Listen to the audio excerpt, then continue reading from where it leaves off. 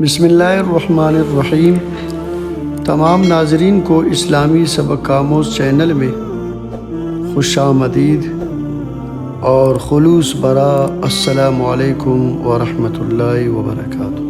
یہی مہینہ تھا، 10 محرم تھی اور جمعہ کا دن تھا اور نماز کا وقت داخل ہوا تو امام عالی مقام امام حسین رضی اللہ تعالی عنہ نے اپنے لشکر کے سردار زہیر سے فرمایا، ان سے کہو کہ جنگ بند کر دے، تھوڑی دیر کے لیے رک جائے، نماز پڑھ لوں میں۔ زہیر نے گھوڑا آگے بڑھا کر کہا شمر سے، تھوڑی مہلت دو، ہم نماز پڑھ لے، پھر تم نے جو مرضی کرنا ہے کر لے۔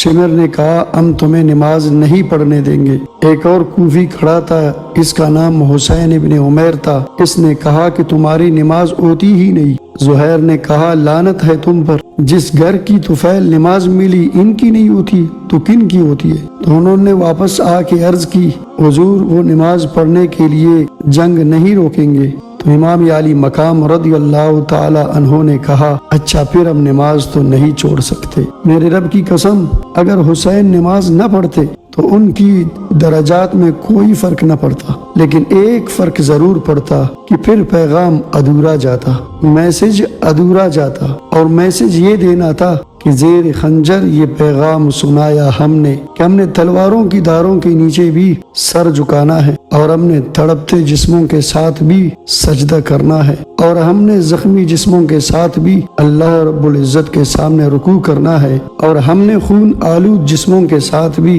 رب کے سامنے کھڑے ہو کر رکوع کرنا ہے۔ آنے والے نسلوں کو پیغام دینا ہے کہ نماز وہ ہے کہ جس کو اس وقت بھی نہیں چھوڑا جا سکتا۔ سبحان اللہ۔